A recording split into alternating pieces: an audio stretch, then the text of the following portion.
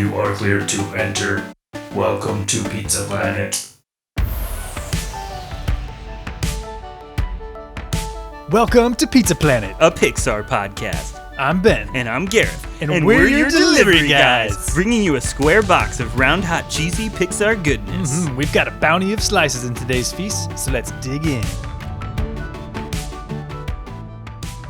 Thank you for calling Pizza Planet. Today's special is on Finding Nemo. Today, we are breaking down Finding Nemo, the classic Pixar film about the fish that traverses the ocean to find his son. But first, welcome back. Yes. This is the first episode of season 2. Woo! How you doing, Ben? I'm doing great, man. How are you doing? I'm doing good. And welcome to all of our listeners. Thank you guys for listening. Thank you guys for checking out season 1 if you've already checked that out. If not, go back and listen to it. Yeah, we're so thankful. We got a lot of really nice comments from people that were like, "Oh, cool! Like, we want to see another season." And so this is just a crazy endeavor, this whole thing, and it's been so much fun. And we talked about, we're like, well, should we do a season 2? Like, I mean, we want to, but like, is this something that we really are passionate about? And after season 1, we took a break and we were just both like, yeah, no, we need to do another one. Yeah, we're doing it. So, before we get into today's episode, which is Finding Nemo, if I didn't already say that, we have some news. Extra, extra. Got your Pixar news right here. Read all about it. So a lot has happened since the end of our since we last recorded in the world of Pixar. For one, Turning Red got nominated for Best Animated Picture, Woo! Which is pretty exciting. It's going up against some heavy hitters, though, Ben. Yeah. I know your boy Puss in Boots is up there. Yeah. Pinocchio too, who is, I think, probably the most likely to win at this point. I don't know. Yeah, I mean, Guillermo del Toro, so hard to beat. So, I just wanted to mention that. And also, we have a couple sequels that have been announced. Inside Out 2 was announced several months ago. Mm-hmm. Interested in that. Yeah. Hopefully, I'm a little bit optimistic about it. But just the other day, as of recording this, like just a couple days ago, Bob Iger announced Toy Story 5. And I wanted to get your thoughts, Ben, on how we're feeling about that. Because like a little bit of context I want to give to our audience. I think it's worth noting the context that Bob Iger announced this was, I believe it was at a shareholders meeting or in some sort of scenario where he's trying to explain what Disney's money-making exploits are going to be in the next couple years. So he's like, hey, we're taking some of our most profitable films and making sequels. So we're making Frozen 3, we're making Zootopia 2, and then Toy Story 5. So to me, that's a little bit concerning because it sounds very transparent that this might be a money move. I don't know. What do you think, Ben? Yeah, like Toy Story 3 was just this perfect ending. You know, we were all like so satisfied. And then Toy Story 4 came out, and I know it's, we're not going to get into it in this episode, but like obviously it was a little so divisive in a way. And so, but the people who really did like it, they were like, okay, now we have a conclusion. Yeah. And then now we're Toy Story 5, and we're like, oh, wait, how can there be another conclusion? And so it definitely does feel a little bit like a cash grab. So yeah, no, but how about you? How are you feeling about it overall? I mean, I think it's going to be worth seeing, obviously. I mean, all Pixar movies are, but yeah, after seeing 3 and then seeing how 4, it wasn't terrible in my opinion, but it was completely unnecessary. I don't think an argument can be made that Toy Story 4 was necessary. Mm-hmm. And so Toy Story 5 feels even more so unnecessary to me. Yeah. Which is just a shame. But that's fine. What are you going to do? It might be a good movie. Yeah. And once it gets ready, we'll be like kind of hyped to see it. So yeah. So anyways, I just wanted to just talk about those news bits, Pixar being in the news and whatnot. But now we are going to dig into Finding Nemo. So, Oh, yeah. some quick info for you about this movie. It was directed by Andrew Stanton. He was co-director on A Bug's Life, and then he went on to direct Wall-E and Finding Dory. But this film was also co-directed by Lee Unkrich, who co-directed Toy Story 2 and Monsters, Inc., and then went on to lead direct Toy Story 3 and Coco. Oh, yeah. The cast of this movie is massive. You've got Albert Brooks, Ellen DeGeneres, Alexander Gold, Willem Dafoe, Brad Garrett, Allison Janney, Stephen Root, Jeffrey Rush, Eric Bana, Andrew Stanton, and many, many more. This movie was released May 30th, 2003. This movie's pretty old. Yeah, wow. It's crazy to think that it's like 20 years old this year. 20 years. That's insane. It is 2023, right? Yeah, I'm not yeah. going crazy. Okay. But so box office wise, this movie was the sixth highest grossing Pixar movie. Opening weekend, it made $70 million. The domestic box office for this movie was $339 million. Worldwide box office was $871 million, and then the budget for this movie was estimated around $94 million. So sixth highest grossing is pretty good. Yeah. You can see why they made a sequel to it. And the critics' rankings for this, specifically on Rotten Tomatoes, this ranks as number 3 of the 26 current Pixar films. Wow. And it's sitting at 99% with 269 reviews. So it's up there. Yeah, way up there. But yeah, let's dive in. See what I did there? Dive in. Yeah. So the movie opens with Marlin and his wife Coral, and they've got little fish eggs. Mm-hmm. Yeah. Yeah, and just from the very beginning of this film, you've got, this wide panorama shot of the ocean. Oh yeah. You've got Thomas Newman. Ooh yeah. Oof, I mean, yeah. I feel like every scene as we walk through and break it down, We're gonna be mentioning Thomas Newman a lot. yeah, like it's insane. Yeah, big fan of him and this soundtrack. But like when you're watching it with the film, it's just amazing. Yeah, right from the get go though, you've got the feels. Well, mentioning Thomas Newman really quick, there's also some Randy Newman at the very top. Oh yeah, Because I don't think I've ever clocked this before, but the Disney logo, when that pops up at the beginning, I think that was music that was originally scored by Randy Newman for Toy Story, and then they repurposed it in a few of the subsequent Pixar movies. Am I wrong about that? Oh well, I mean, it felt like they just took a score from Toy Story and just I put it want in to there. say I want to say that when they did Toy Story, that Randy Newman did that little score that plays over Disney. And I could be wrong. I need to fact check that, but it sounds exactly like Randy Newman. So either way, the Newman cousins are kings. they're collabing. Yeah. So yeah, what were you about to say? Yeah, no, there's just a lot of feels. I mean, from the very beginning of this movie, you've got Marlin and Coral and just their love and their excitement to be parents, and it's just this cutesy start to a movie, and then it takes quite the turn. Yeah, and one pun that I never appreciated as a kid, because I never actually caught this. Coral mentions moving into the neighborhood because they have great schools, and I obviously you think schools like Mr. Ray is a school teacher. Yeah, that's what you're thinking. But you could also take it as a double meaning because school's a fish. So I thought that was kind of punny. Yeah, it's just like, man, there's just so much feels that goes on. I mean, and just the lush design of the sea, and then like the shots of them gazing at their little fish Their eggs, little babies. Yeah, and it's worth noting this all takes place at the drop-off, which is a significant location for the plot of this movie. Basically, where the reef ends and the open ocean begins. Yeah.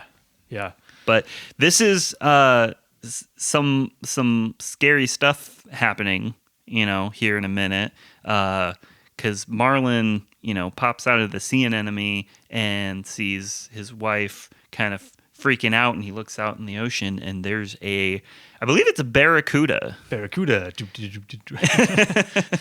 So I had to lighten the mood a little bit. It's so emotional. Yeah, because then she wants to go for the eggs, and he's like, "No, Coral, get back in the anemone." But then she dives for the eggs, so he dives for her. He ends up fighting the barracuda. We see some quick cuts. Yeah, and he's like basically getting it on, fighting this barracuda, and then he gets whacked into the anemone. So he's safe. But when he wakes up, when he wakes up, it's he doesn't.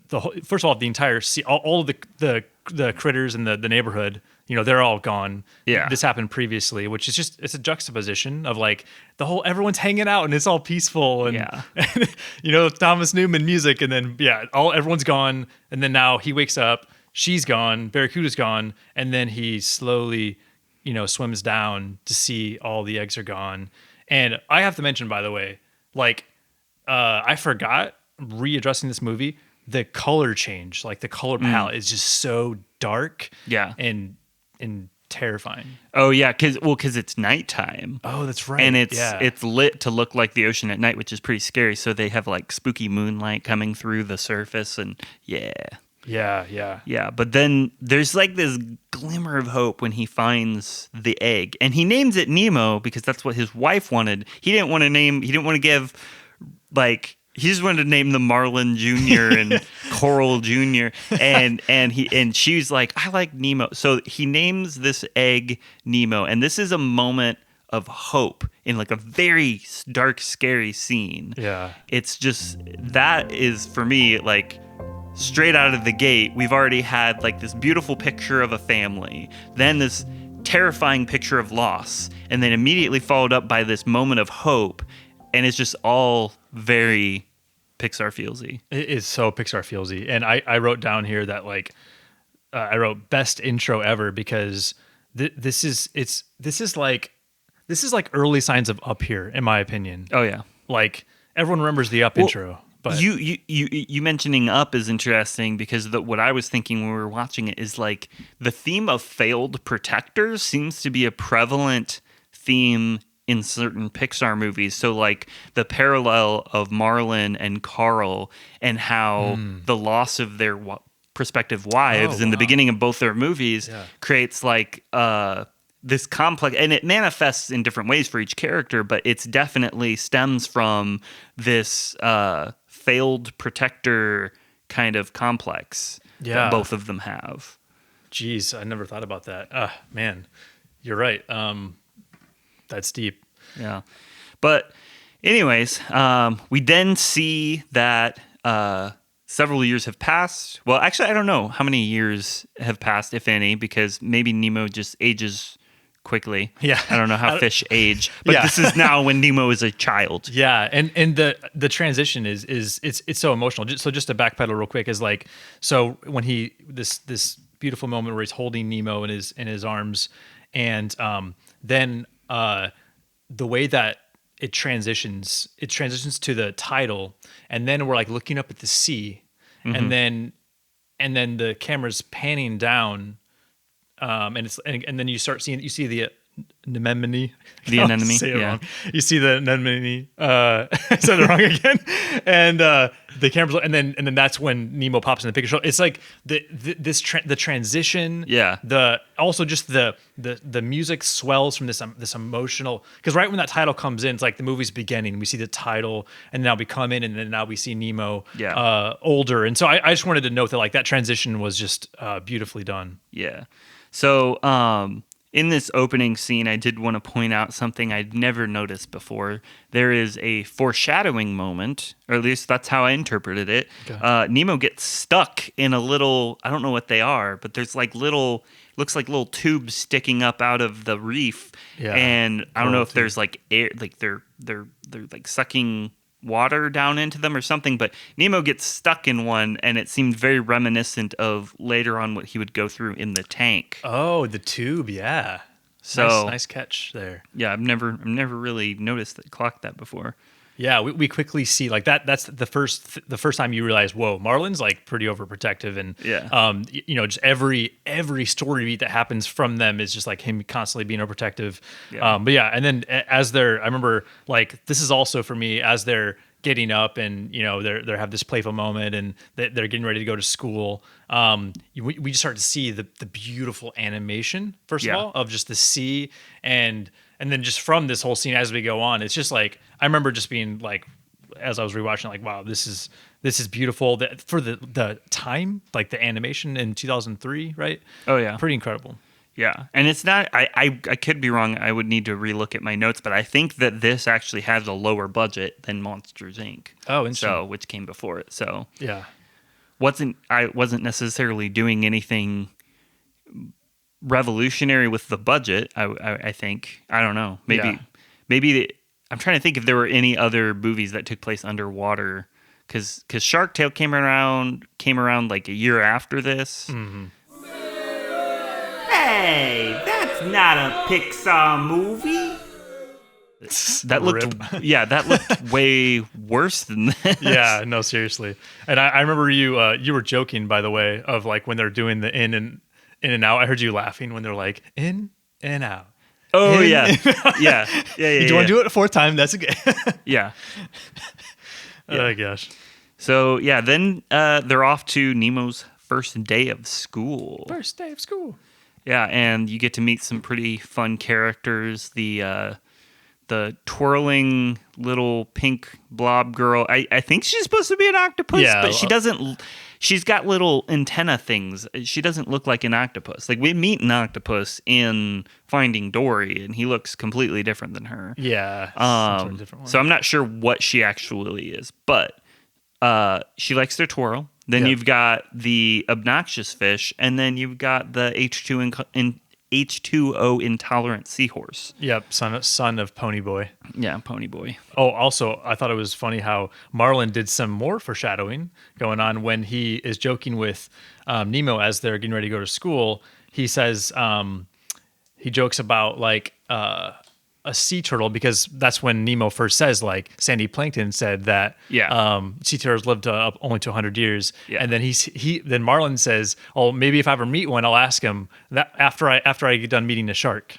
Oh, yeah. I didn't catch that. Oh, that's interesting. That's very interesting. Yeah, very foreshadowing. So imagine watching this movie for the first time though, like and hearing a line like that. And actually thinking, wait a second.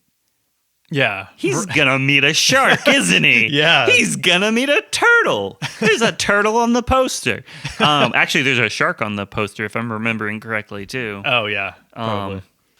But yes, this is good. So, Nemo ends up going to school with Mr. Ray. He's his teacher. Mm-hmm. And right as they leave, Marlin finds out that they're going to the drop-off. The drop-off? Why don't you just fry him up now and serve him with chips?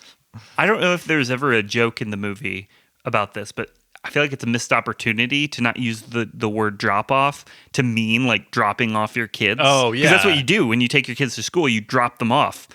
But they're dropping them off to go to the drop-off. Yeah, that probably was intentional, I imagine. Oh, was it? You think? Yeah, that's definitely a common thing for parents. Like, I can go drop off. Yeah. But we do see a lot of new characters here, and I just want to say, like, as we go through this film, like, this film is so quotable. There's so many funny lines. Like, it's insane. I've written some down. I'll point them out as we go. Like, seriously, it's so funny. Like.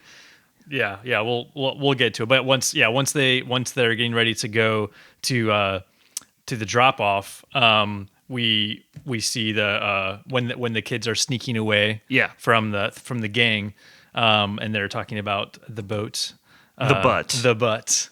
Yes, it's just pretty great. Yeah, and the butt is just kind of like parked over the open water, so like it's close to the drop off, but it's kind of out there, and the kids are kind of like daring each other to get closer, and yeah, it feels like one of those classic. I don't know what to compare it to in real life, but there's definitely games in real life where kids are doing something extremely dangerous, and it's like, oh, I can do it longer than you can, or like I can go farther than you can. Yeah, exactly. It's typical peer pressure being portrayed here. And what's unique about this particular scenario is that Nemo is actually smart. He's a smart kid, and he's like, no, I'm not going to fall for peer pressure, you losers. Like, he doesn't say that, but he very respectfully declines their invitation to go out on the drop-off.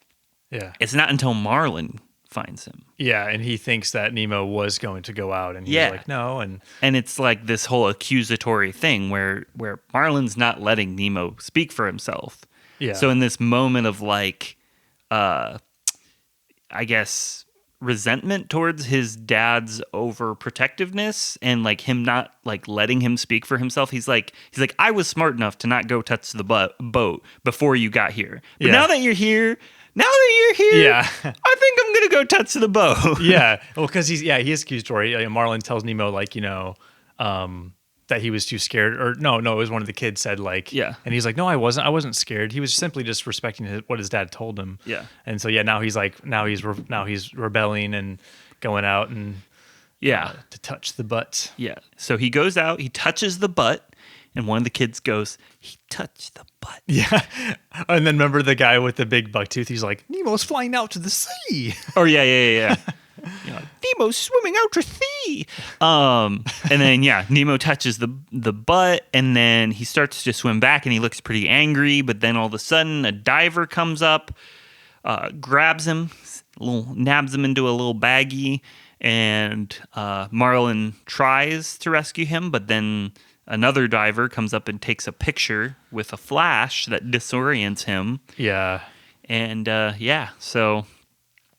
Yeah, and then the movie begins from here. Just it's some heavy stuff because you're just like, man, like the intro with him losing, his wife and all the other kiddos, like, it's like it's already hard enough as it was at the beginning, and then now, like his son gets taken away. It's like validating his fears. Yeah. And then he's like trying to swim and he can't see because of the photo. And then he he gets like blown back by the boat, motor. And then at this point you're like, wow, this is a pretty depressing movie so far. But then it's not long before he meets Dory. Yeah. So he runs into Dory. You get this whole, I don't know if I want to call it a meet cute because that implies romance. There's really no romance between them, but they do have a very sweet relationship by the end of the movie. Mm-hmm. So I will say there's no explicit romance, but the way that they meet, is basically he's asking for directions. She's like, oh, I can help you. So she starts guiding him, but then she forgets. Yeah.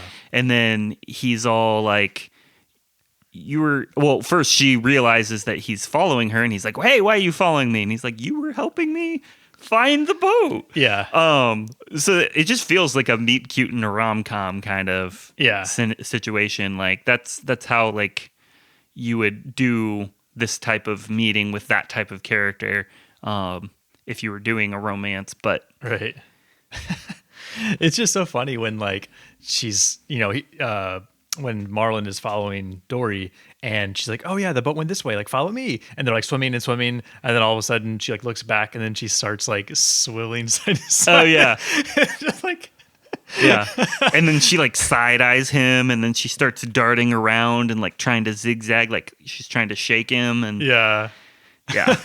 But it's so funny. Yeah. But then eventually he does explain his story again. He's trying to find his son, and I'm trying to remember, how does she end up? I don't think she ever actually ends up agreeing to help him.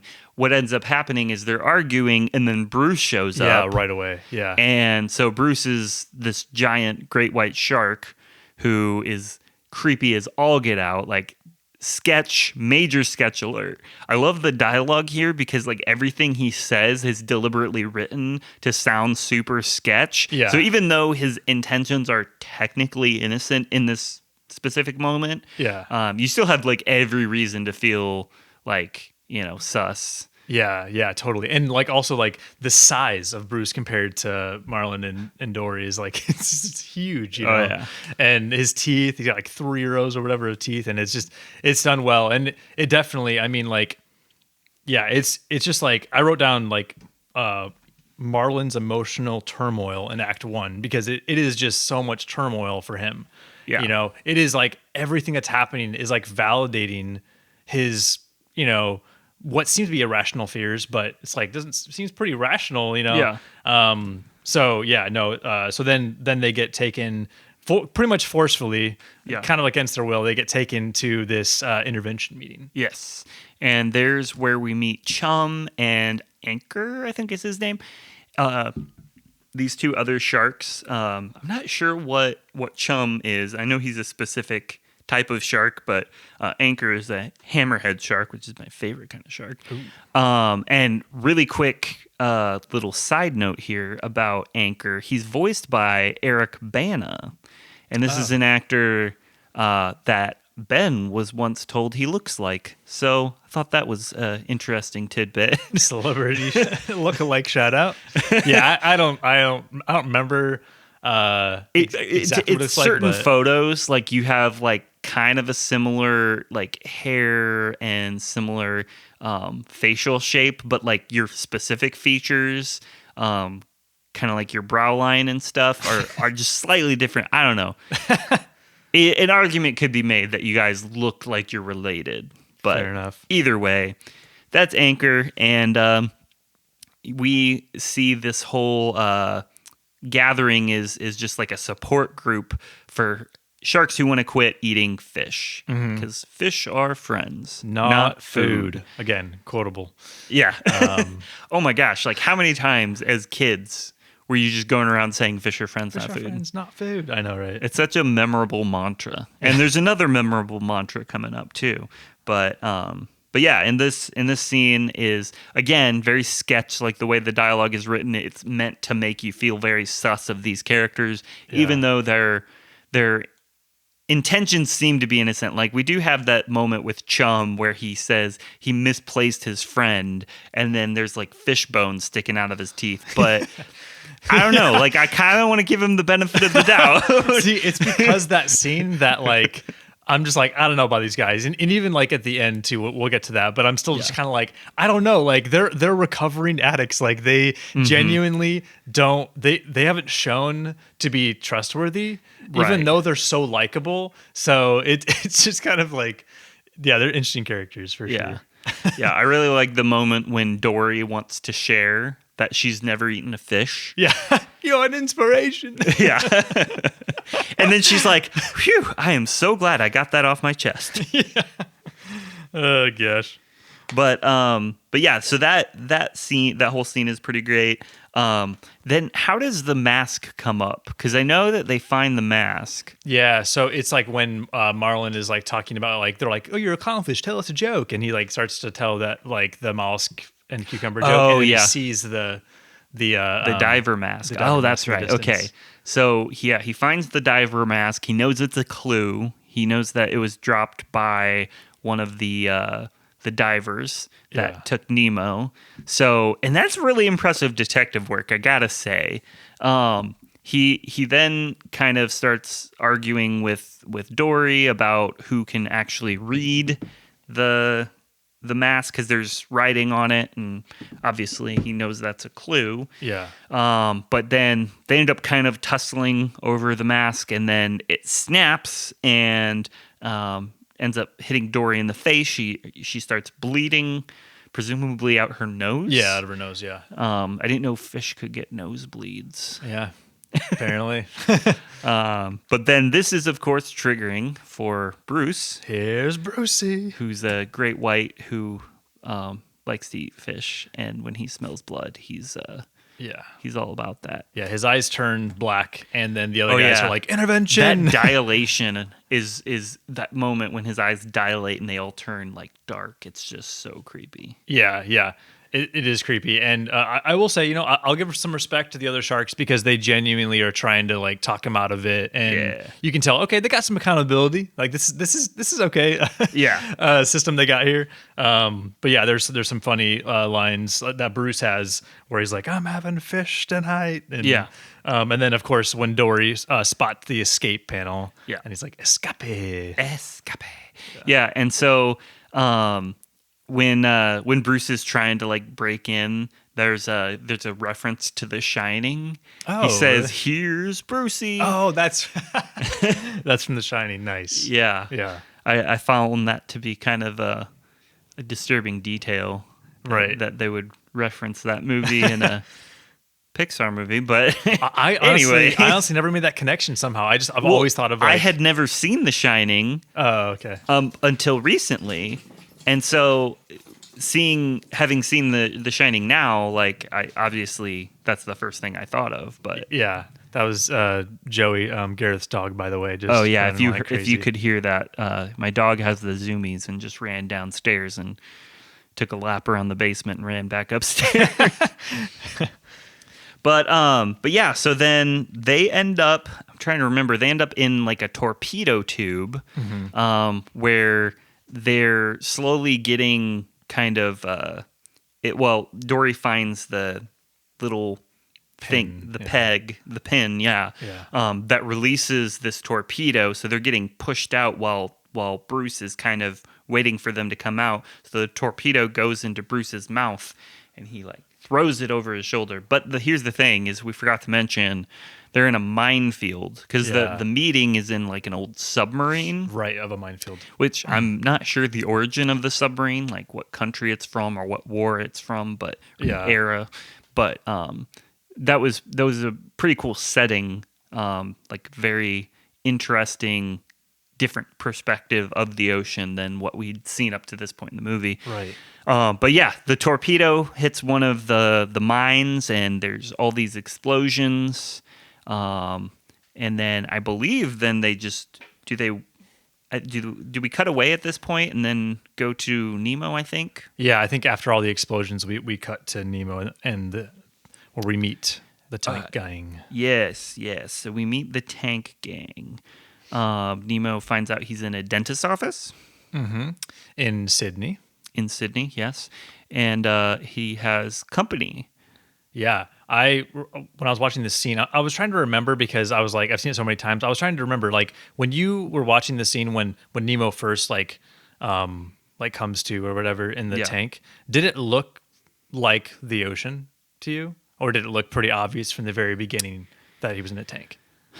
It looked way too colorful and kind of plasticky. So, like, because the art style of the movie had already kind of established itself as having a lot of photorealistic looking sea life. Yeah. I think that's what clued me in to the fact that he was in a tank, because you have all these like pastel colors and like these plants that just have that plastic texture to it. So right, yeah. No, I was just curious because they do eventually cut to a wide shot. Yeah, but anyways, yeah, we it's a pretty like for him for Nemo, it's a pretty like scary experience because he doesn't know where he's at, right? And then all the like the character introductions, he gets like pretty spooked, I think, by them, because who does he see first? I'm trying to remember now. Yeah, I don't remember who he meets first, but he meets Flo, he meets Bloat, he meets Bubbles, he meets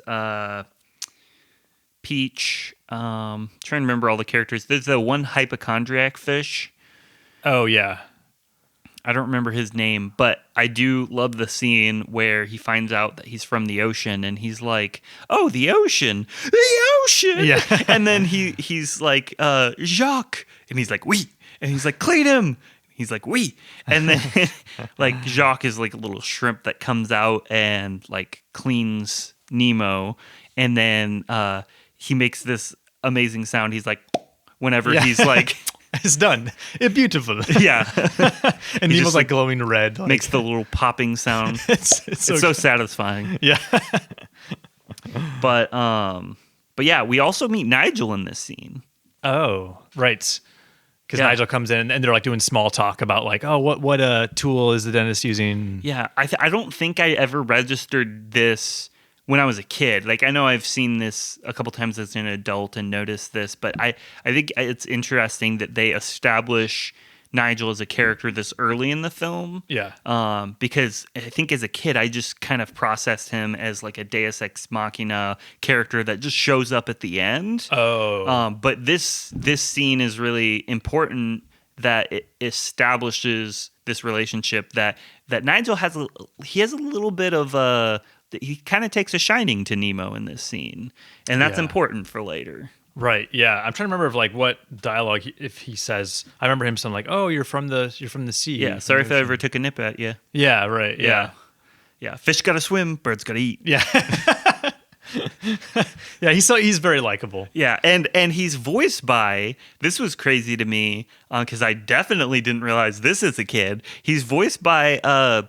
Oh gosh, I'm gonna blank on his name. Jeffrey Rush, which is the guy who. Like literally, I looked it up just over a month after Finding Nemo came out. It was when Pirates of the Caribbean, Curse of the Black Pearl came out.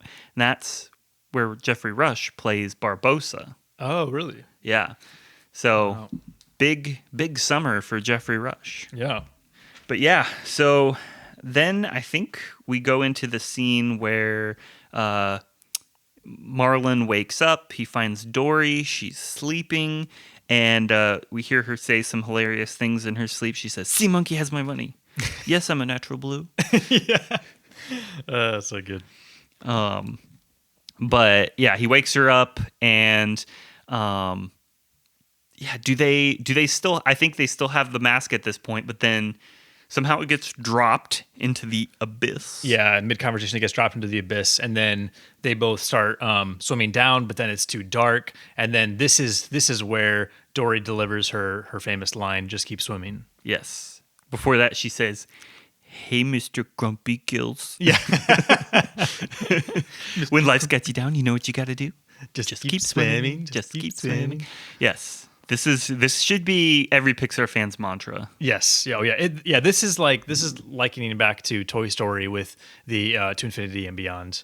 So this is definitely the mantra of the movie, a big theme. But yeah, so they make their way down into the dark abyss, and there's a funny scene where they're trying to find see, and then they see a small light. The claw machine is jammed. Sorry, we gotta fix that. We'll be right back. Are you tired of the same old bland breakfast cereal? Well, look no further than Incredible O's, the official breakfast cereal of Mr. Incredible and Pals. This delicious morning treat is not only the best tasting cereal, but it's packed with vitamins that will help you grow strong like Mr. Incredible himself. Incredible O's, now including frozen Ice Blast shaped marshmallows. Get a Mr. Skipper-Doo toy in every box. Look for it in the cereal aisle. And watch Mr. Incredible and Pals on Saturday mornings at 8. What was that? Getting pulled from the air? Superheroes illegal? Product recall? This will put us in the hole, no question. What are we going to do with all these refined grains coated in synthetic sweetener? Oh, no! Like, dude, have you ever hung 10 on the EAC before?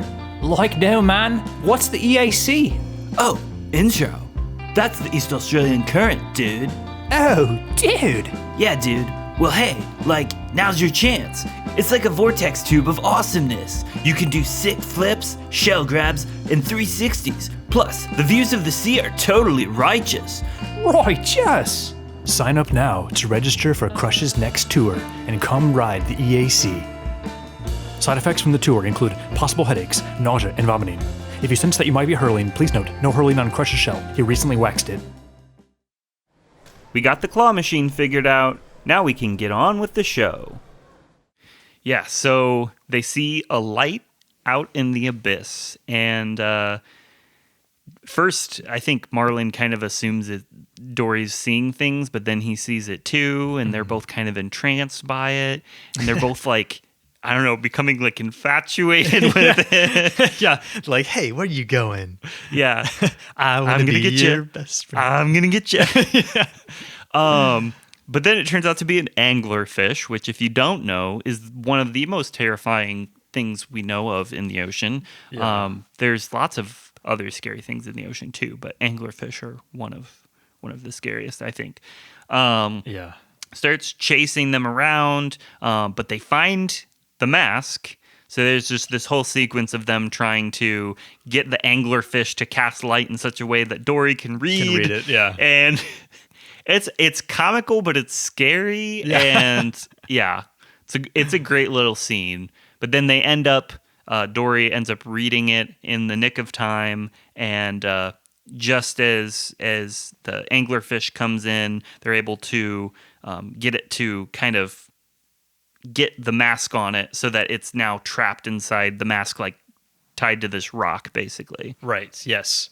And so the anglerfish is in the mask, and then they're free to go. Because at this point, Dory's read it all, and then she repeats it, and then she's like, "Oh my gosh, I remembered it." And Yeah. P. Sherman, 42 Wallaby Way, Sydney. Yes. P. Sherman, 42 Wallaby Way, Sydney. I'll say it again. P. Sherman, 42. Yep. Okay, so the next scene is when Nemo goes to initiation yes. that night, and there is this whole ceremony performed where he gets basically initiated into the tank gang. Yep. He gets dubbed Sharkbait. Ooh ha ha. Sharkbait. Ooh, ah. But yeah, his new name is Sharkbait, and Gil, which I don't remember if we mentioned Gil during the introduction of the tank gang, but Gil is kind of their leader, played by Willem Dafoe, and he's the only other ocean fish in the tank. Yeah. There's some pretty cool little bites so far of him. You clearly can see that Gil is a very courageous, tough skinned fish, and he's got some scars to show. He also has a messed up fin that's similar to Nemo. So he definitely represents this kind of courageous father-like figure. Yeah, and we'll see more of that as we go. But yeah, I want to say too, with this scene of the initiation, I remember when I first watched it as a kid, it's kind of scary when he's like the following and they're hearing all this chanting. Yeah, the It's chanting, like, kind of creepy. And then, but then it quickly, gets more comical when they're like, quick up to Mount Wanahakalugi. Yeah, Wanahakalugi. Which I realized later as I got older, I was like, oh, like it's like Wanahakalugi. Yeah. Yeah, it's just funny. I didn't know that when I first saw it. Yeah, I think this is also the scene where we learn about the stakes of Nemo's presence there. We learn that he's going to be the present for Darla, and that Darla is the dentist's niece who shakes fish till they die.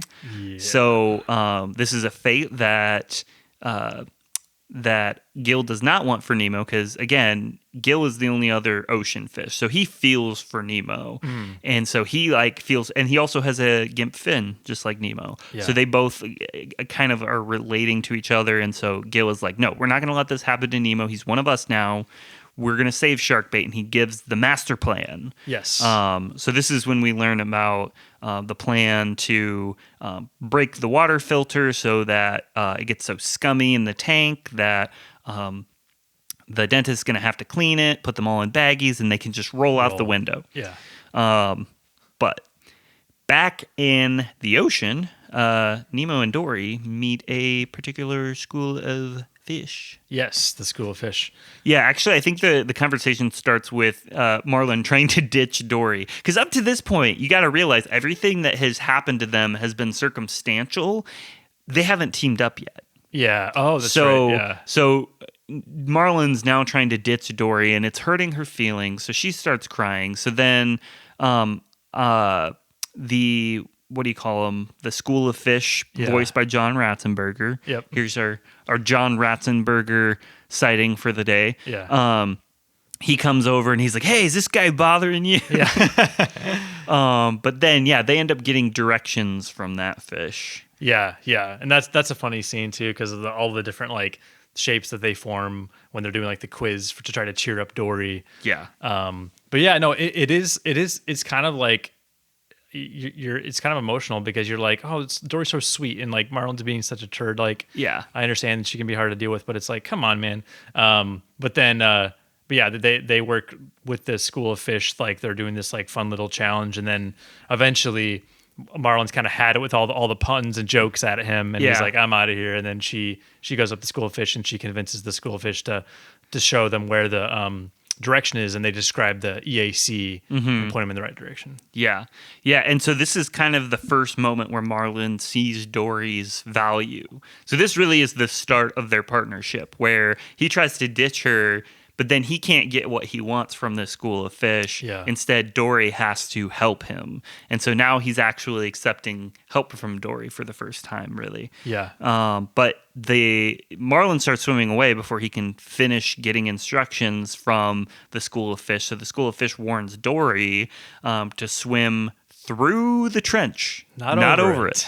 But then when they come to the trench, the bottom of the trench looks pretty scary. Yeah, there's like a fish bones like to the side, and Which, once you find out what's on top of the trench, that makes sense why there's all the fish bones at the bottom of the trench. yeah, yep. Which was something I kind of pieced together as a kid. I was like, oh my gosh, that's super dark. Like, I didn't think jellyfish were that scary. Yeah, for real.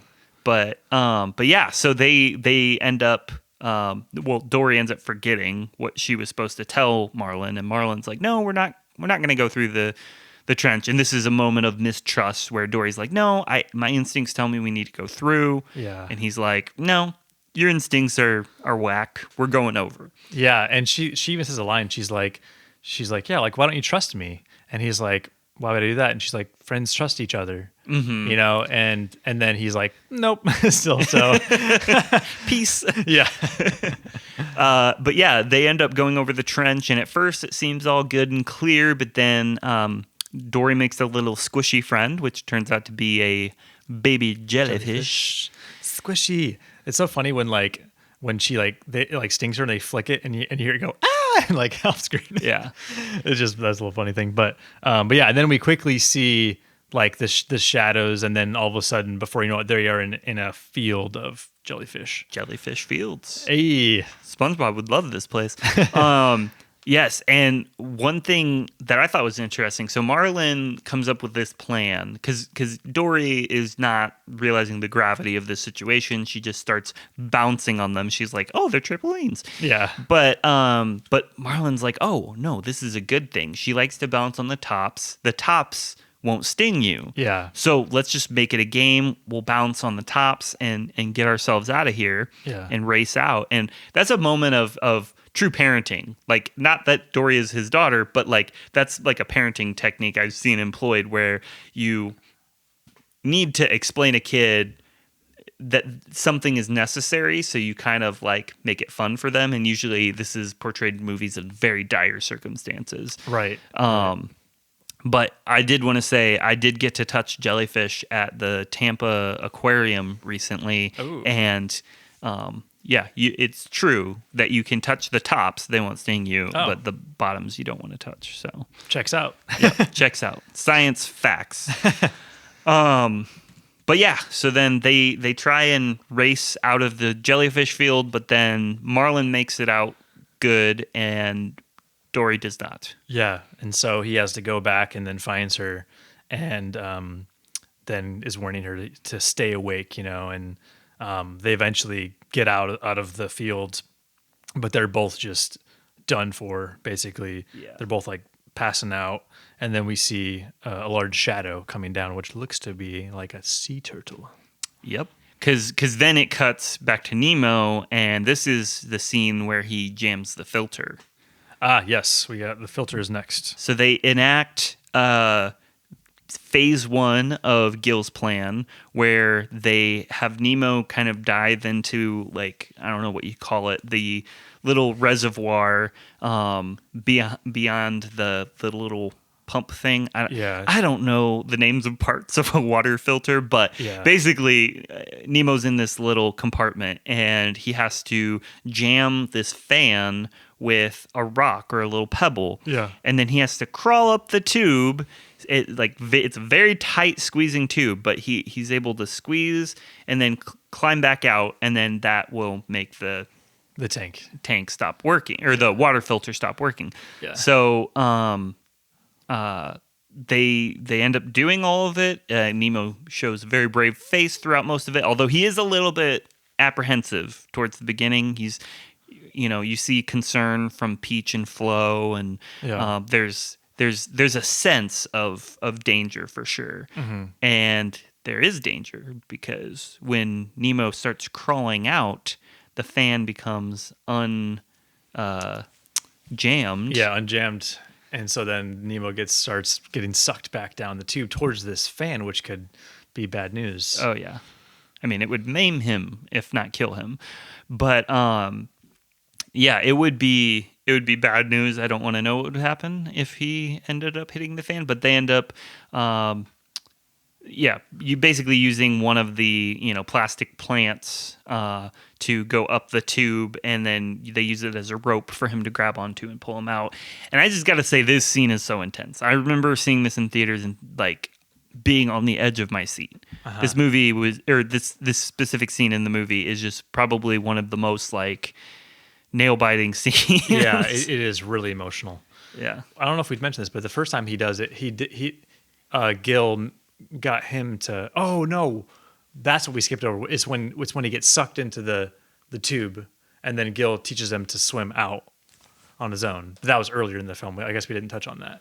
Oh yeah, I did forget about that. That was how we met Gil. Yes, I forgot about that. So yes, way back when we first met the Tank Gang, this scene was foreshadowed by a moment when Nemo gets sucked into this very tube that he is now escaping from, and everyone panics, but then Gil just calmly comes out and he's like, "It's okay, just concentrate." Yeah, he can do it. And then Peach is like, "No, we need to help him." He's like, "No, he can do it."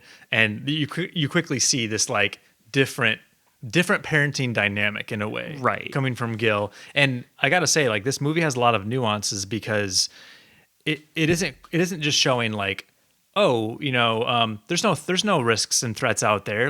You just need to, Marlin just needs to stop being protective. They quickly they show throughout the film there is so many dangers in the sea and in life in general, right? And so when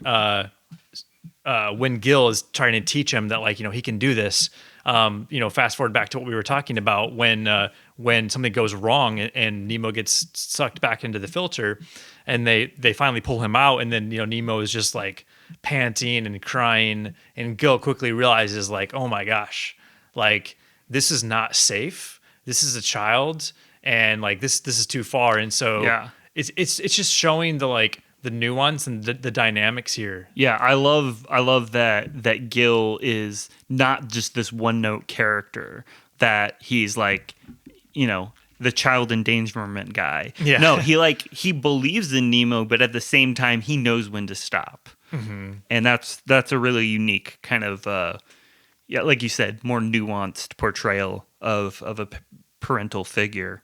Yeah. And getting to Marlin too, there's so many obstacles that come in their way, and some terrifying things. You got the sharks, you got the anglerfish, and even more as we go on. So it's it's clearly showing that Marlin does have rights to be afraid. Yeah. And so anyways, yeah, props to the filmmakers for really pushing these characters to their limits and challenging them and not making it not cutting corners. Yeah, for sure. But back in the ocean, Marlin is waking up on the back of a sea turtle. Yes. And this is where we meet Crush, who is, I would say that Crush is my all-time favorite Pixar character. Whoa. It's been said. I'm sorry, he's my favorite character because he's very quotable. Mm-hmm. I have probably half a dozen of his quotes written down here. But he's just very fun to listen to because he's wise, but he's also funny and kind of I don't know, he's got the surfer dude voice, and he just has a certain way of talking and carrying himself, and I don't know, he's just a very inspirational character. Yeah, he's just so positive, so chill. He's so many one-liners. You got serious thrill issues, dude. And I love just the way we get to know him. So Marlon is waking up, and Crush is like, letting him know like what's going on, and then he's like, I got to get to the EAC, and he's like, dude, you're riding it, man. Check it out. And you see this like giant, like it looks like a tube going through the ocean. Yeah. But like I've never understood that. Is that a real thing? Is that what? Like, first of all, is the East Australian Current a real thing? I kind of assume it is, but I don't know. Never looked it up. It's got to be a thing. Yeah, right. but. And if it is, does it actually look like that, where it's like this free-moving, like, current that appears, like I said, from the outside, it looks like a tube. Yeah, it does look like a tube. So I don't know. It's tubular, though. Tubular. But yes, we meet Crush, and his name is not Mr. Turtle, because Mr. Turtle is my father. And we also meet... do we meet Squirt first, or do we find out what happened to Dory? I don't remember. Yeah, I don't remember the order. But we do see that Dory is sub-level, and they do this fake-out moment where it looks like Dory is like passed out on another turtle, and Marlin's like apologizing to her, and she's like mumbling in her unconscious state. But then turns out she's actually just covering her eyes and counting because she's playing hide and seek. Yeah. Lil Blue, she is sub-level. But when we meet Squirt is the best, because we get the iconic line, "Give me some fin, noggin, dude." Yeah, their whole exchange I've like memorized. Oh, yeah. Oh yeah. It's so quotable. It's like, oh, intro, Jellyman, offspring, Jellyman, jelly, sweet. Totally. And it's pretty cool too, because this is also a cool story moment where we're watching like all the turtles, and there's like a couple that's playing with their little turtle, and then all of a sudden you see these turtles, and they're almost doing like in like a circus where they're all holding onto each other, and then one of them gets loose. Yeah. And that's Squirt, I believe. Yeah. And then Squirt like flies, and then it ends up going outside of the tube, and then Marlin's like, oh my gosh, and then Crush is like, chill, bro. Like, let's see what Squirt can do flying solo, and then you see Squirt doing all these like flips and tricks, and then pops out, and that's when he's like, whoa, Dad, did you see me? Did you see what I did? Dad, do you see that? Do you see me? Do you see what I did? Yeah, that's a really good, like you said, character moment for Marlin, because Marlin has no frame of reference for a father who gives his son the space that he needs to grow. Exactly. And that's what he's witnessing in that moment. And so it's a really interesting, again, talking about Crush's wisdom, and it's not just because he's 150 years old. Yeah.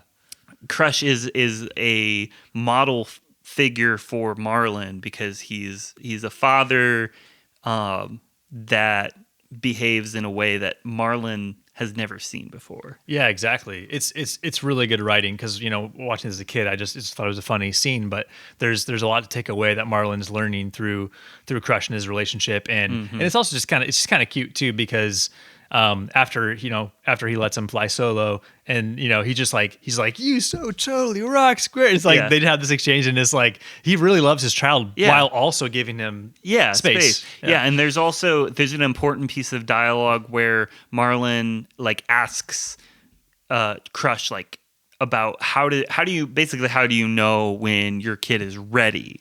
Oh yeah. And his response, I quote this to Stephanie all the time, well, you never really know, but when they know, you'll know, Yeah, and like that's actually kind of a really smart line. Yeah, because it's both about parental empowerment and child empowerment kind of at the same time.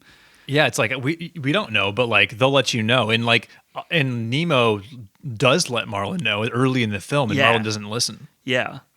So yeah, this is huge learning moments happening for Marlin here. But this is also where we get a really one of my favorite scenes in the movie because the little baby sea turtles are gathering around and Marlin's telling them the story per their request about his journey thus far through the ocean. And then we see this montage of them telling other fish and then other fish telling more fish and these fish telling these birds and these birds telling other birds. And so basically just every animal across the ocean is now know about this story about Marlin, the brave clownfish who went out into the ocean. And for me, this is a huge Pixar Feels moment. Like, I don't know why, but I get choked up whenever I watch this scene because it's amazing that it's not like I don't know if it's supposed to be so emotional. Yeah. But it's a very powerful scene. Yeah. The way people just kind of idolize this father who is doing this radical thing for his son. Yeah. And the way people kind of prop up Marlin and he becomes this celebrity that nobody knows him personally. Yeah. But just everyone respects him. Yeah. It's just such a cool moment. It's a really cool scene. Yeah, that I have like 3 Pixar feels, so that's one of mine. There's but Pixar feels all over this movie. Yeah, but it is so good, and it's an emotional scene, and especially when at like the end of this like this chain of storytelling from all these different critters and animals. At the very end, you know, I think it's one of the goals says. You know, like it seems like, you know, nothing will stop him from trying to find his boy, you know, and yeah, like I think it's like when you're watching Marlin so far, like he just kind of like he's doing what he should do. Yeah, and you're almost not reflecting on it because there's a lot of action going on. There's also a lot of fear in Marlin, but then like when you hear other people reflecting on your story, you realize like, wow, like. This is a father who cares about his son so much. He's willing to do so much. He's willing to you know, put his life in total harm's way. You know, we'll get to this later, but even later, Nemo even mentions that like, no, like my dad's scared of the sea. He would never do that. Yeah. And so you're just aware of like, wow, he's literally going all the places the one places that he would never want to go, which is into the deepest parts of the sea. This is what he was doing for his son, and it's really beautiful scene. Yeah. Yeah, and then it ends with Nigel finding out, and so he goes to tell Nemo about it, and he's so excited he crashes into the window, and you get this comedic moment of the dentist pulling a guy's tooth, and he goes, "What the? Well, that's one way to pull a tooth." Yeah, luckily I got the right one. Yeah. Yeah, but hearing the story, like you said, at first Nemo's skeptical, but when Nigel confirms the identity of his dad, it inspires him. So he goes and jams the filter again. Yeah. And he does it very fast this time, and I want to know where he came from. Because, like, as soon as he jumps in, the tank gang starts putting the plant rope up the tube. Mm-hmm. But then they panic and then go to the tank to see if he can hear them. Yeah. And then next thing they know, he's behind them. Yeah. So, like, did he dive out the way he came in, or did he just push the plant thing out of the way and he just climbed out really fast? I don't know. I thought initially that he did it before they put the plant up, but as I was watching it, I was like, "There's no way he was that fast." So I think what happened is they actually drop the plant. Yeah. And then they look at like it. So I'm wondering if it's right after they drop the plant, Nemo. Right. But yeah, it's just speculation. Yeah. So one other catch I wanted to point out in this scene, Nigel refers to the dentist as Diver Dan, but isn't his name start with a P? P. Sherman, 42 Wallaby Way. Oh, interesting. Yeah. So I'm a little bit confused. Maybe it's because there was 2 divers. Yeah, it could have been one of the divers. One of them is P. Sherman, and one of them is Diver Dan. I don't know, but I'd never caught that before. And it could also be that Diver Dan is just a nickname that Nigel has for the dentist. But I thought that was interesting. Yeah, that's interesting. I'll have to keep that in mind. Yeah, I think it's really cool as you call out that, like, you know, Marlin's courage helped Nemo be courageous. Yeah. And that's just a cool moment there. So now it's time to exit the East Australian Current. And Crush says, he says, "Find your exit, buddy." And then Dory like grabs Marlin and holds him really tight. And he's like, "Do you have your exit, buddy?" Yes. Such a good moment. But yeah, then they get these very elaborate instructions from Squirt, who they can't understand because Squirt's like yelling and it's loud, and he's got this small, cute voice. And so, yeah, they can't understand him, but then they end up getting shoved into the exit ramp anyway. So then they go on like a little roller coaster, and now they're off the EAC. Yeah, they get off. And which also, like, is that really how it works? Like, if there is EAC, does it really have exit ramps? You know, who knows? But yeah, it's pretty cool because once they get off, you know, Marlon's in a really good mood, and he was like, "That was actually fun," you know. Yeah. And so you can see that he's starting to have some character change, and yeah. And we also have that beautiful moment where he asks Crush how old he is, finds out he's 150 and still young. And so he's just so excited to tell Nemo. He's like, this is that gave him kind of a boost that he needed, because now he's like, "Oh, well, I got something I need to tell my son." Yeah, exactly. So that was kind of a cute moment. But then now they're kind of in this, I don't know, like foggy part of the ocean where there's not a lot of detail. You can't tell how deep they are. Yeah. There's no things in any direction. But then Dory wants to ask for directions anyway. So instead of swimming to the surface, Dory starts talking to a silhouette they see in the distance, which I want to point out. I'm sure they did this on purpose, but that silhouette had the fin alignment kind of like the tail fin. Yeah.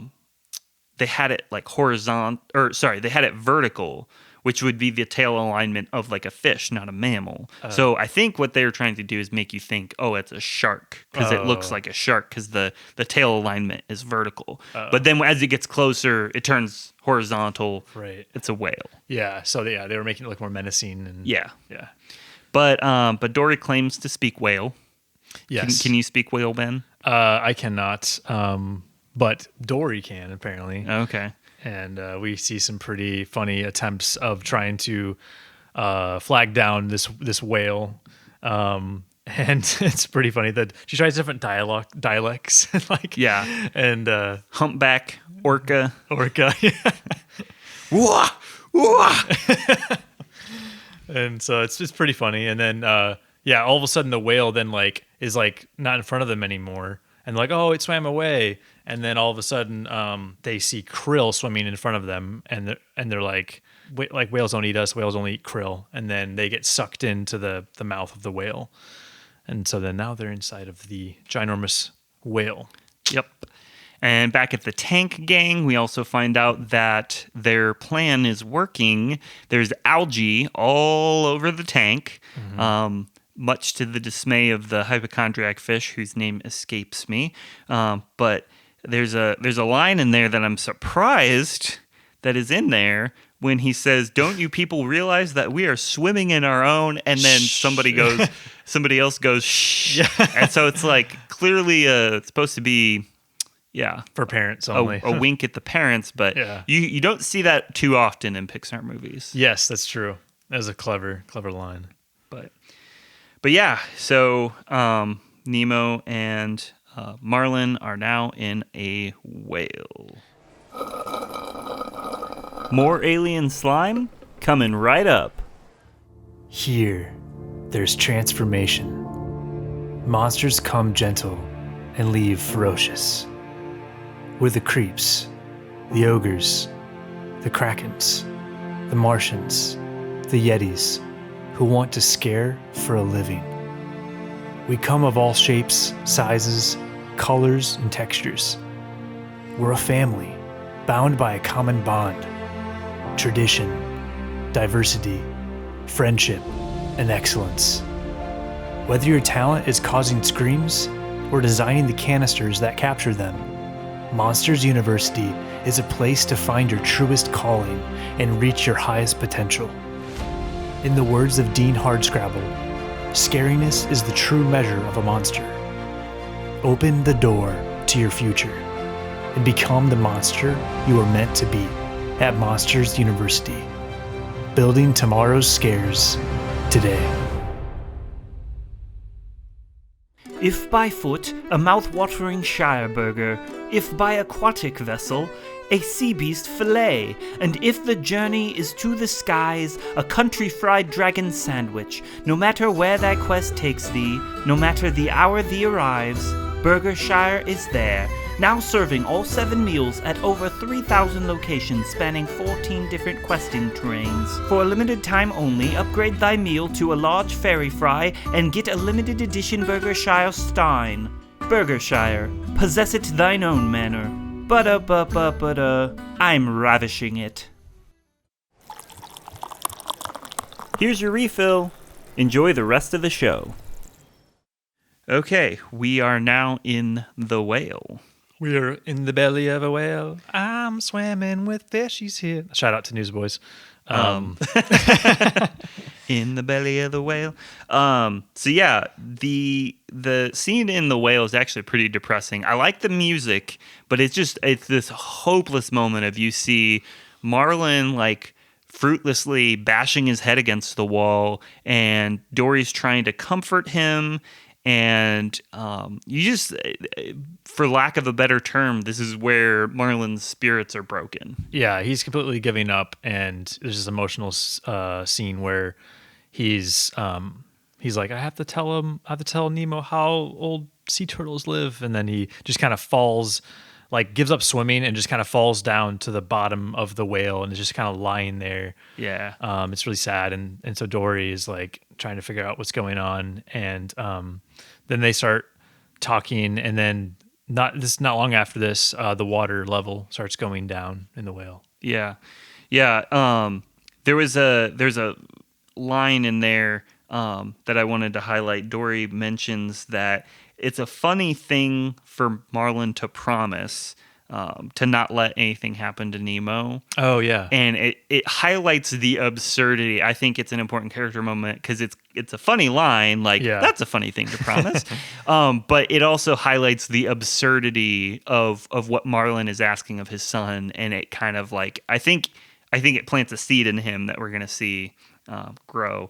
But yes, you're right. So the water level's going down. Next thing we know, Dory's trying to interpret what the whale is saying, and he's like, we either need to go to the back of the throat, or he wants a root beer float. Yeah. Which I want to know how she knows what a root beer float is. Yeah, right. There's been a few references in this movie where I'm like, how would a fish know what that is? Yeah.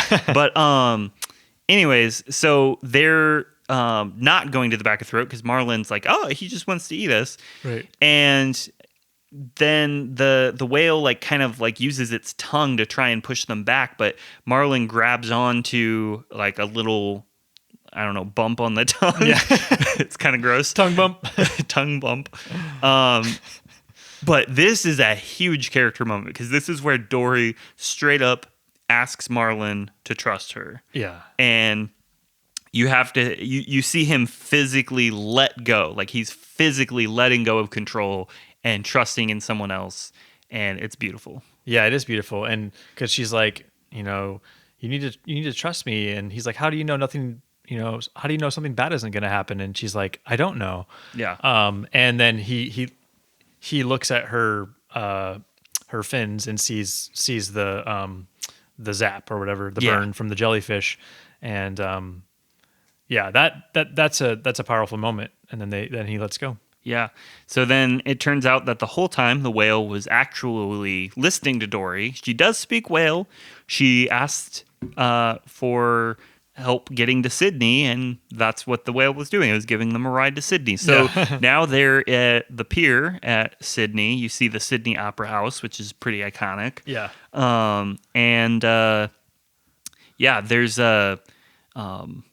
this victorious moment where Marlin is just kind of celebrating, and it's just pure joy because you're like, oh, wow, like he's come a long way at this point. Yeah, no, I 100% agree. And I have to point out here that so once the whale spits them out and they're in the water and they're celebrating and Marlin starts like speaking whale like thank you. Yeah. And you just see that like Dory is like rubbing off on Marlin in a good way. Her just her joy, her sense of like not taking life too serious or getting too down. Yeah. It's rubbing off on Nemo and on Marlin. Or sorry, it's rubbing off on Marlin. And yeah, I don't know. I just think that I wrote this down too, that like as the film's going on, like, Marlin helps Dory like remember things. Yeah. Like she couldn't remember. So like Marlin's helping her, and then like Dory's also helping Marlin, like learning how to like enjoy life a little bit. Right. Yeah, like Dory really is like the perfect counterpart to Marlin, because like I remember when I watched this film as a kid, like I just thought that the gimmick, if you will, of Dory, having short-term memory loss was simply just this like random character trait. But as you're watching the film, you realize like it's actually a very purposeful character trait, like as far as like the way that the writers wrote the film, because like just reflecting on it, like, Marlin has so much trauma and he can't forget the past. He won't let it go. But like, but Dory can't remember the past. Right. So it's like a perfect duality of like one character who can't like forget it and one who can't even remember. So it's just like, yeah, you're realizing as the film's going on, like Dory is the perfect counterpart to Marlin. Yeah. So back at the tank gang, the tank is clean. What happened? They just got it all dirty and now it's clean and everyone's freaking out. What happened? Oh, well, the aqua scum was installed. That's what happened. So Curse you, aqua scum. So the dentist installed a completely new water filter that made the tank look pristine. So the plan has changed. I don't remember everything that happens in this exact scene. I think we start to see him getting Nemo ready to give to Darla. Yeah, I want to say Darla might even come in. I don't know. She doesn't show up yet. She hasn't showed up yet, but I think he puts him in the baggie, because this is the swim down moment too. Yeah, where we get foreshadowing for later. Yeah, where Gil teaches Nemo, swim as a group, swim down. Yeah, and so they pull the net out of the dentist's hand, but then he still grabs Nemo in a baggie, and then Nemo tries to swim out roll the baggie out the window, and that doesn't work either. Right.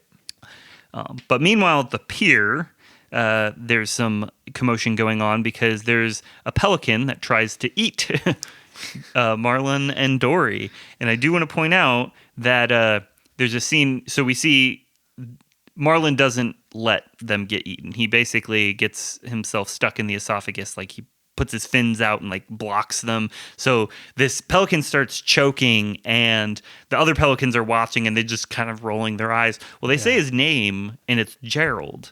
Gerald is the name of the goofy sea lion from Finding Dory. Oh, you're right. Yeah. Is that intentional? Is the name Gerald just something like, does Andrew Stanton have a friend named Gerald and this is just a joke? Yeah. Because in both movies, Gerald is like the butt of a joke where like everyone else hates Gerald. Yeah. Like right. all the other animals of that species hate, So anyways, I just thought that was interesting.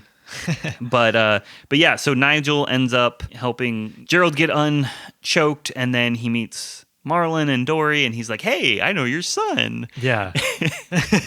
Nemo.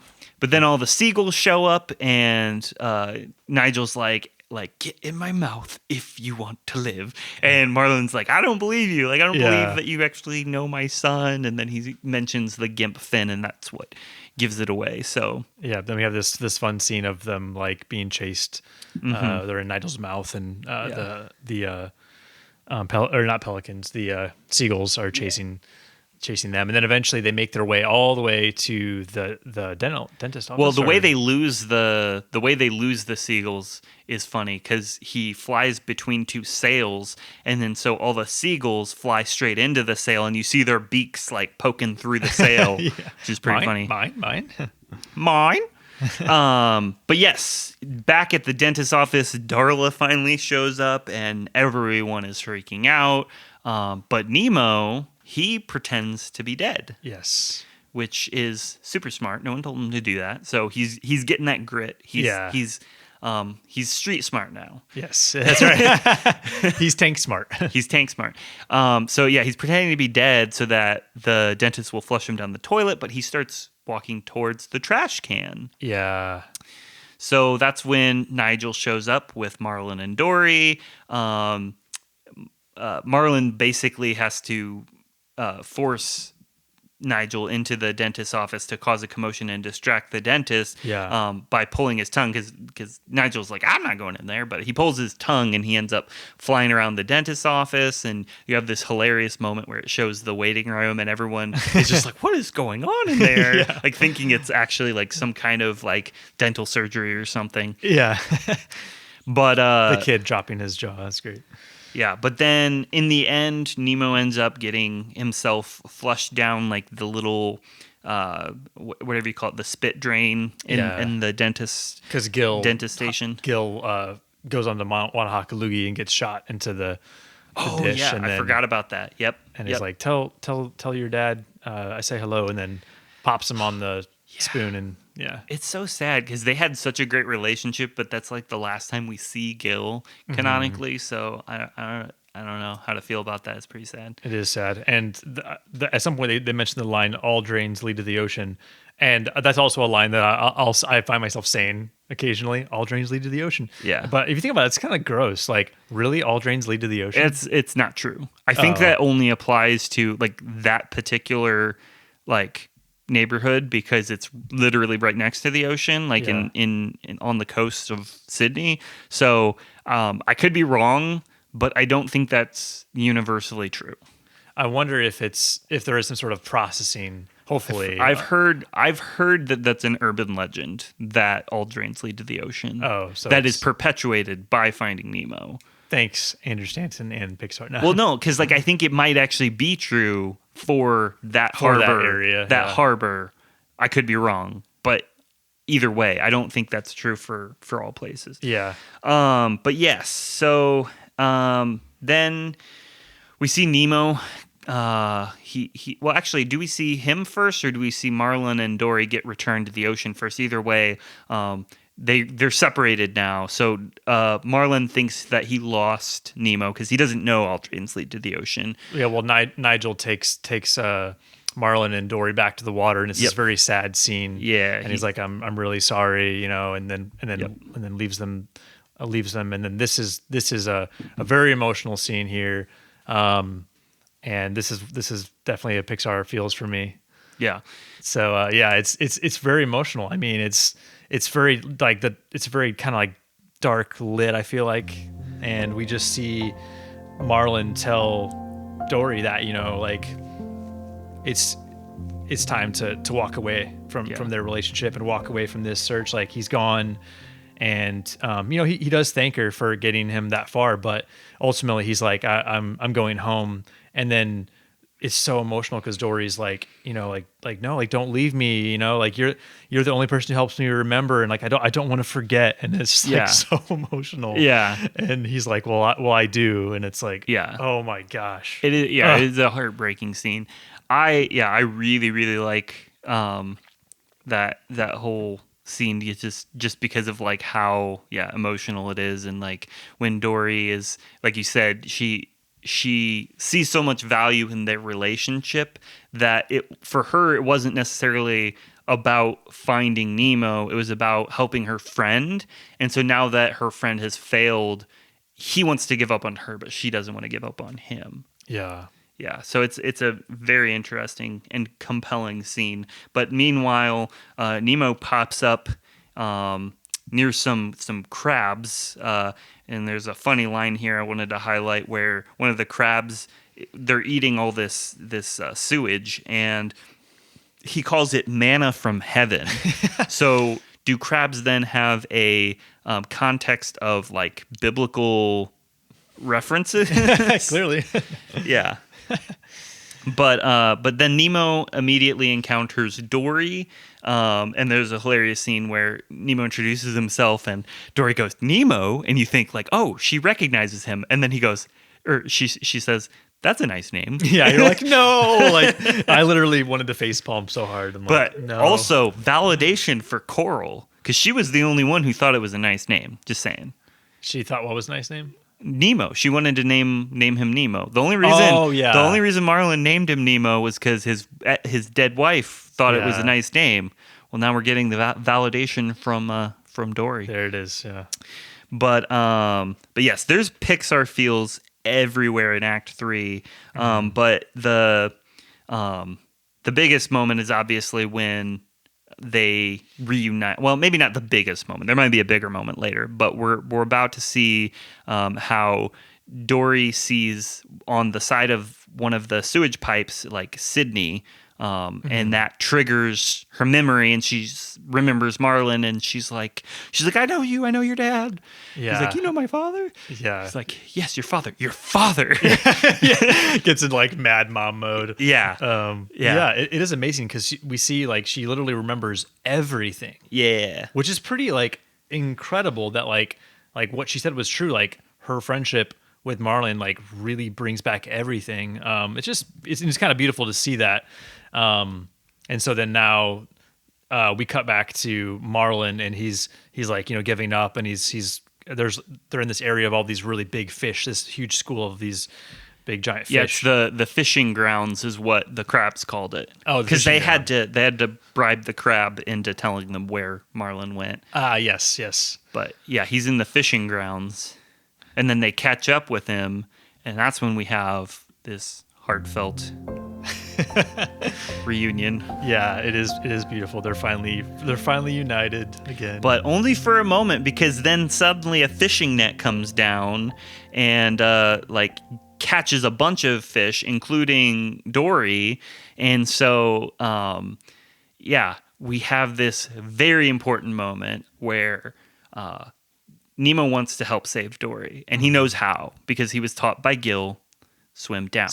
So he's like, well, I need to go tell all these fish to help swim down. And Marlin's like, well, you can't do that. Like, you can't do this. Like, and then he realizes he has this decision. Like, I can believe in my son. Yeah. And potentially he will save the life of my friend, yeah. or I can continue to protect my son. Like, which, so. Oh, man, it's such a great moment because it accentuates everything that like both of these characters have learned up to this point in the movie. Yeah, totally. Yeah, he's like, Dad, I can do this. Yeah, and because previously he said, you can't, you think you can do these things, Nemo, but you just can't, Nemo. And he says that again to Dory in the whale, and then now Nemo's like, Dad, I can do this. Yeah, and then he's like, I know you can do this. Yeah.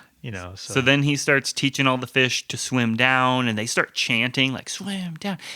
Dude, I remember watching this in theaters as a kid. I think I could be wrong, but I think that this scene actually made me cry as a kid because I don't know, just the music and like them chanting like "swim down." So and then Marlin's like, just keep swimming. Yeah, like he's using Dory's mantra to encourage these fish. This whole sequence, and like they literally rock the boat. Like when they finally get to the bottom of the ocean floor, and like they break the tension, and the boat literally rocks. And I think that's like kind of cool because it's symbolic, like of them rocking the boat. But no, just that whole sequence for me is. Again, Pixar feels all throughout Act 3, but I think that this was the moment that made me tear up the most first couple times I watched it. Yeah, as we said earlier, like Dory is rubbing off on Marlin. He's embracing this mantra of hers, and he's believing in his son. He's learning from Crush. It's like, it's a beautiful moment, and it's not done yet, Gareth, because what happens after that? After that, they have reconciliation, if that's what you're talking about, when Marlin and Nemo, so Nemo is kind of like down for the count. He's on the ground, and then Marlin goes over and he's like apologizing to his son, and Nemo says like, "I don't hate you, Dad," and yeah, Marlin apologizes for everything. And there's also this sweet moment where he uses the line from the beginning when he first finds Nemo's egg. He says, "Daddy's here. Daddy's got you." Yeah. And I want to say there was a cutaway, I think, to that scene. Yeah. It shows the egg. Yeah. And I got to say, like, I remember back when I was a kid watching this, when I saw Nemo on the ground under that net, I was like mad. I was like, he better not be dead. What the heck? But no, it is a touching scene. And then we have some of those touching lines about Sandy Plankton and Crush, and tells him how old Crush was. Yeah. 150 years old. Yeah. I love that this movie highlights how the love of a father will go through like anything, and like this moment of reconciliation is like the culmination of all of that love that Marlin has poured out throughout the movie. But yeah, then we skip ahead. There's a little bit of a time jump, and we're back at the reef, and Nemo's back in school, and yeah, things are kind of not quote unquote back to normal, but like, Dory's there, and Nemo's, excited for school, and Marlin's got a new attitude about it, Yeah, Marlin's like waking up Nemo, telling him he needs to go to school. And, then we see like Squirt, who's going to school. He's an exchange student from Australia. Yeah, and then cuts to credits. The film is dedicated to Glenn McQueen, who was an animator at Pixar. Oh, cool. And then throughout the credits, we see fish swimming around, kind of in the background, interacting with the credits. And I did want to ask the question. We see pretty much all the members of the Tank Gang swimming around amidst these other ocean-based characters. So is it canonical that they escaped? Yeah, well, I mean, obviously, with a post-credit scene, we see them, pre-credit scene, we see them in the water, in the bags, but then, to your point, we see them without the bags after that. So it's possible. Because then we end with a post-credit scene. I don't know were there post-credit scenes on the other Pixar movies? I don't remember. To this point? Well, I don't even, what's the post-credit scene of this movie? So that little fish that... Anchor brought to the support group. The little tiny little like yellow fish who's just shaking because he's so scared. Yeah. Well, he ends up in the abyss with the anglerfish, and the anglerfish comes up to him, and then he eats the anglerfish. Oh, he like his mouth gets real big, and that's great. Yeah. Well, we got to back up because for me, my last Pixar feels moment. Okay. Got skipped over. It's when Marlin tells Nemo like, have a good time at school, and then Nemo turns around and goes back to Marlin, gives him a hug. Yeah, and that got me. It's sorry for skipping moment. that. I forgot about that. It's okay. That's a beautiful moment too. Like that just stabs you in the heart right there. Yeah, he's like, "I love you, Dad," and then Marlin just like holding his son. And then he's like, "You can let go now." He's like, "Oh, okay." And then like lets him go. And beautiful. Dude, what a movie. Outstanding. Oh, what a movie. Ben, do you hear that? Oh, that sounds like the Pizza Planet truck. Pizza Planet truck is on the move. Did you catch it? I did catch it. It is, it's when Gil is talking about his plan of getting in, into the baggies and rolling out into the water. And it's when the camera is like the POV of the bag, and it goes into the street, and we see the Pizza Planet truck drive by. Yes, I caught it too. And there was a few other Easter eggs, just two that I caught. Did you have any other catches? Well, we've got we have the obviously John Ratzenberger, who voices the School of Fish. This is probably one of yours, but in the doctor's office, when we see the boy reacting to all the commotion when Nigel goes into the office. Yep. Yeah, we see a certain magazine that he's reading, or a comic book. Yeah, it's a possibly. comic book. Yep. What was on that comic book? Yeah, it was Mr. Incredible. So he's reading a Mr. Incredible comic book, and this came out a year before The Incredibles. In fact, there was a teaser trailer, I believe, released either for was it in the movie theater? Because I missed the trailers when I saw this movie in theaters. I don't remember. But I know for sure when I bought the movie on DVD, I had the teaser trailer of Mr. Incredible trying to put the belt on. Oh, yeah, I remember that. Yeah. Yeah. Yeah, that was the other one of the other Easter eggs I caught. But there's another one that was in the credits, which I think you had walked away, so you missed it. Okay, what was it? You can see Mike Wazowski scuba diving. Oh, interesting. At the end. So, Nice. Yep. Well, that's the classic approach of like they would tease the future one and then sometimes have a cameo or a little Easter egg of the previous film. Right. And so this Finding Nemo comes out after Monsters Inc. but before Incredibles. So right. Yep. Yes. But yeah, that was Finding Nemo, and I do have a question. I want to know what it is that you got out of this movie. Yeah, man. When the proverbial claw went into the vending machine and it pulled something out, what did you get, Ben? What did you pull out? I got a little bouncy ball that came out. No. Yeah, this film is incredible. Gareth and I don't know if we said this, but we actually watched the film together right before recording this. Yes. This is our first time like doing that, where we're watching the film back to back with recording together. So yeah, so we just did that, and so right after watching the film, just a few hours ago, I just remember thinking like this film is incredible, powerful film. It's so as far as like what I got out of it, I mean, it's certainly the message about trusting the ones you love, giving them freedom, but also like what lengths are we willing to go for the ones we love,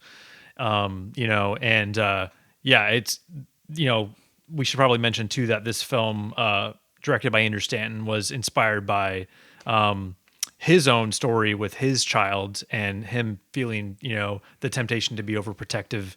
So this film is just so personal. There's just so much to take away. But I think for me, definitely those themes of like what would I do for the ones around me, and when I do have kids someday, wanting to be like Crush and Marlon at the end of the film too, of holding them close, but also knowing when to let go.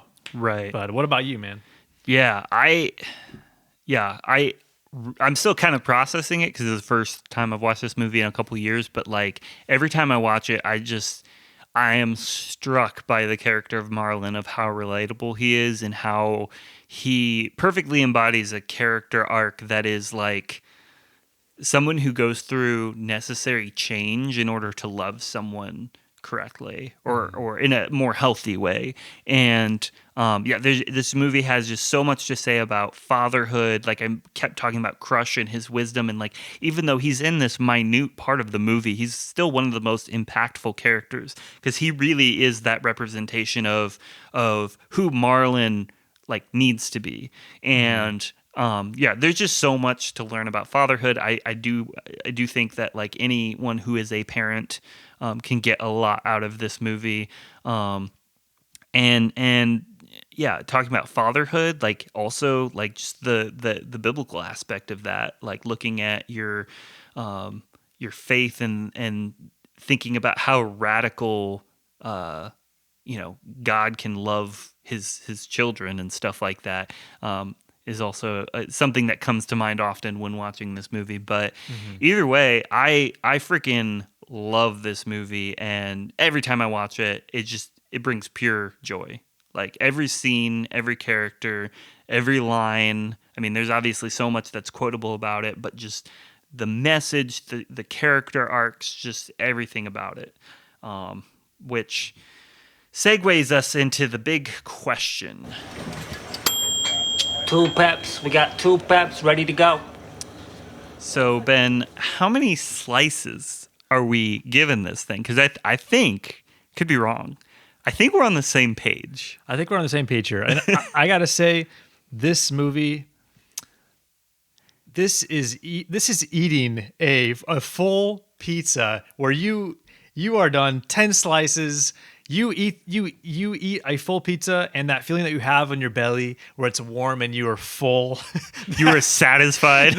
Yeah. Think about Thanksgiving. Finding Nemo is Thanksgiving. There's nothing that you want more. It is a feast. It is a feast, and you are satisfied to the brim. Yes, in the best possible way. Yes. Yeah, I think we're both going to give it 10 slices. 10 slices. And there's not even any debate about that. No, this is perfect. Yeah, this is a perfect movie. Fight me. Yeah, come fight us. But yeah, I do want to know where you rank it. So we have 26 Pixar movies up to this point of recording this episode, and I will share. Yeah, go ahead. So we've shared in previous seasons our lists we're kind of updating as we go, and it's keeping it kind of fluid. Yeah. And I have to say, like, for the last couple of years, I have had a certain movie held at number 1 on my list, and within the last couple of years, I've rewatched that movie, and then I've rewatched Finding Nemo, and this is really, really, really, really hard. Because I don't like changing something just for the sake of like, oh, I just watched it and I love it. Yeah. I want to be authentic, but I have given this a lot of premeditative thought over the last, like I said, couple years. I think Finding Nemo might be dethroning my number 1. Oh, that's actually the same for me. So was it your number 2 before? Oddly enough, I must have. Okay, so the weird question, because I thought it was my number 2, but when I looked at my list earlier this week, like I was like for certain it was my number 2. I had something else at number 2, and I was like, that's wrong. Like, for sure, like, I would have had Finding Nemo at number 2. Yeah. So I would have manually switched it back if not for the fact that I was like, well, but Finding Nemo might be my number 1 now. So, yeah. Nice. 100% same thing. My number 1 film, which I'm sure you know what that is, has been there for so long. Yeah. And after watching this movie, and I've already been thinking about it this past week. I've been thinking about it. I'm like, what am I going to say? And I was like, I don't want to move the number 1 because I've kind of identified with that, like, that's my favorite Pixar movie, Yeah. and you do that, and then you just kind of hang on to it. And after watching this movie, and I've seen it so many times, I'm just like, it's gonna happen. It's gonna happen, and I don't want it, but it's gonna happen. But I can safely say it is my number 1. It deserves the spot. The number 2 doesn't hold up to the place. As we said, it's a perfect film. It's incredible. Incredible. So I was not expecting that we would both have that. Yeah, we both gave it 10s, and we both put it at number 1. Guys, there will never be another episode of Pizza Planet like this one. It's over. The podcast is done. We've said it, so there's no need to do any more. No. Yeah, what a way to start the new season, though. Like, we literally won't be able to top this. Yeah. Sorry, guys. It's all downhill from here. Seriously, though, this is amazing to be back with you, Gareth. Thank you for wanting to do this show with me. Yeah. Thank you. And we've got, a lot of new exciting episodes coming up, and stay tuned. Make sure you subscribe on whatever podcast listening platform you use, and also follow us on Instagram at Pizza Planet Podcast. We're also on Facebook. You can like us there. Thank you guys again so much for listening. And if you have not, by some stretch of the imagination, seen Finding Nemo, do yourself a favor, watch the film. It is a full course meal. Do it. Yes. I think we've made that abundantly clear. Just to be clear. Okay. So remember, guys, keep it in O for onward. Because adventure is out there. To infinity and beyond.